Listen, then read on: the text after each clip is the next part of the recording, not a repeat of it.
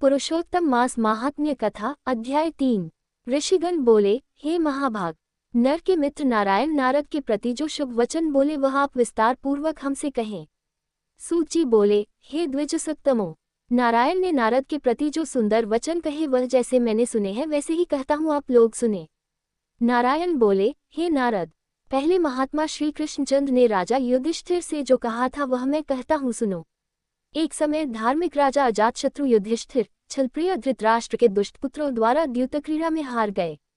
सबके देखते देखते अग्नि से उत्पन्न हुई धर्मप्रायणा द्रौपदी के बालों को पकड़कर दुष्ट दुशासन ने खींचा और खींचने के बाद उसके वस्त्र उतारने लगा। तब भगवान कृष्ण ने उसकी रक्षा की। पीछे पांडव राज्य को त्याग काम्यक वन को चले गए। वहां अत्यंत क्लेश से युक्त वे वन के फलों को खाकर जीवन बिताने लगे। जैसे जंगली हाथियों के शरीर में बाल रहते हैं, इसी प्रकार पांडवों के शरीर में बाल हो गए। इस प्रकार दुखित पांडवों को देखने के लिए भगवान देव की सुत मुनियों के साथ काम्यक वन में गए।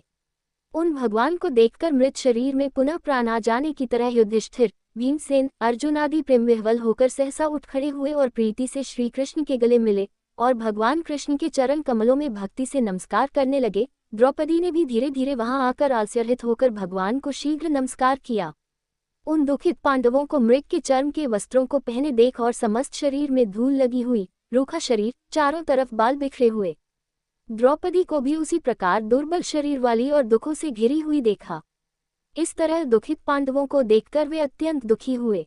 भक्तवत्सल भगवान धृतराष्ट्र के पुत्रों को जला देने की इच्छा से उन पर क्रुद्ध हुए। विश्व के आत्मा, बाहों को चढ़ा गुरेर कर देखने वाले, करोड़ों काल के कराल मुख की तरह मुख वाले, धधकती हुई प्रलय की अग्नि के समान उठे हुए, ओठों को दांत के नीचे जोर से दबाकर तीनों लोकों को जला देने की तरह ऐसे उद्धत हुए जैसे श्री सीता के वियोग से संतप्त भगवान रामचंद्र को रावण पर जैसा क्रोध आया था। उस प्रकार से क्रोध भगवान को देखकर कांपते हुए अर्जुन, कृष्ण को प्रसन्न करने के लिए द्रौपदी, धर्मराज तथा और लोगों से भी अनुमोदित होकर शीघ्र ही हाथ जोड़कर उनकी स्तुति करने लगे। अर्जुन बोले, हे कृष्ण, हे जगत के नाथ, हे नाथ, मैं जगत के बाहर नहीं हूँ, आप ही जगत की रक्षा करने वाले हैं। हे प्रभु, क्या मेरी रक्षा आप न करेंगे? जिनके नेत्र के देखने से ही ब्रह्मा का पतन हो जाता है, उनके क्रोध करने से क्या नहीं हो सकता है? ये कौन जानता है कि क्या होगा? हे संहार करने वाले, क्रोध का संहार कीजिए। हे तात के पात, हे जगतपते, आप ऐसे महापुरुषों के क्रोध से संसार का प्रलय हो जाता है। संपूर्ण तत्व को जानने वाले सर्व वस्तुओं के कारण वेद और वेदांग के बीज आप साक्षात श्री कृष्ण हैं। मैं आपकी वंदना करता हूँ। आप ईश्वर हैं। इस चराचरात्मक संसार को आपने उत्पन्न किया है। सर्व मंगल के मांगल्य है और सनातन के बीज रूप हैं। इसलिए एक के अपराध से अपने बनाए समस्त विश्व का आप नाश कैसे करेंगे? कौन भला ऐसा होगा जो मच्छरों को जलाने के लिए अपने घर को जला देता हो? श्रीनारायण बोले, दूसरों की वीरता को मर्दन करने वाले अर्जुन ने भगवान से इस प्रकार निवेदन कर प्रणाम किया। सूची बोले, श्री कृष्ण जी ने अपने क्रोध को शांत किया और स्वयं भी चंद्रमा की तरह शांत हो गए। इस प्रकार भगवान को शांत देखकर पांडव स्वस्थ हुए। प्रेम से प्रसन्नमुख एवं प्रेमविनल हुए सबने भगवान को प्रणाम किया और जंगली कंद, मूल, फल आदि से उनकी पूजा की। नारायण बोले, तब शरण में जाने योग्य, भक्तों के ऊपर कृपा करने वाले श्री कृष्ण को प्रसन्न जान विशेष प्रेम से भरे हुए नम्र अर्जुन ने बारंबार नमस्कार किया और जो प्रश्न आपने हमसे किया है वही प्रश्न उन्होंने श्री कृष्ण से किया। इस प्रकार अर्जुन का प्रश्न सुनकर श्री कृष्ण क्षणमात्र मन से सोचकर अपने सुहृदवर पांडवों को और व्रत को धारण की हुई द्रौपदी को आश्वासन देते हुए वक्ताओं में श्रेष्ठ श्री कृष्ण पांडवों से हितकर वचन बोले। श्री कृष्ण जी बोले, हे राजन, हे महाभाग, हे बीभत्सो, अब मेरा वचन सुनो। आपने ये प्रश्न अपूर्व किया है। आपको उत्तर देने में मुझे उत्साह नहीं हो रहा है।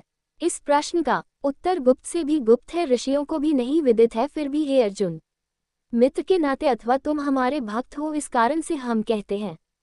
हे सुव्रत, वह जो उत्तर है वह अति उग्र है, अतः क्रम से सुनो।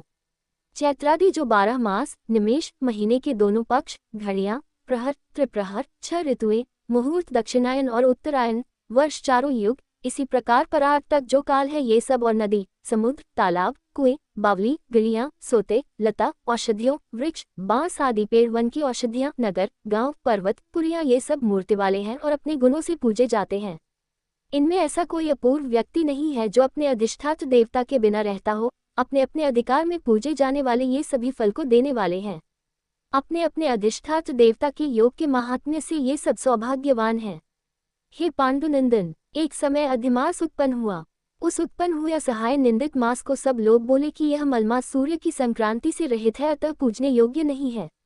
यह मास मलरूप होने से छूने योग्य नहीं है और शुभ कर्मों में अग्राह्य है। इस प्रकार के वचनों को लोगों के मुख से सुनकर यह मास निरुद्योग, प्रभा रहित, दुख से घिरा हुआ, अति खिन्नमन, चिंता से ही ग्रस्तमन होकर व्यथित हृदय से मरणासन की तरह हो गया। फिर वह धैर्य धारण कर मेरी शरण में आया। हे नर, वैकुंठ भवन में जहाँ मैं रहता था वहाँ पहुँचा और मेरे घर में आकर मुझ परम पुरुषोत्तम को इसने देखा।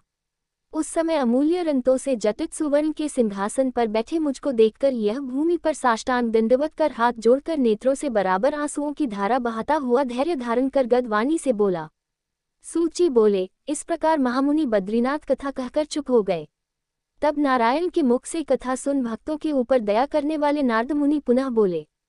नारद बोले, इस प्रकार अपनी पूर्ण कला से विराजमान भगवान विष्णु के निर्मल भवन में जाकर भक्ति द्वारा मिलने वाले, जगत के पापों को दूर करने वाले, योगियों को भी शीघ्र न मिलने वाले, जगत को अभयदान देने वाले ब्रह्मरूप मुकुंद जहाँ पर थे उनके चरण कमलों की शरण में आया हुआ अधिमास क्या बोला।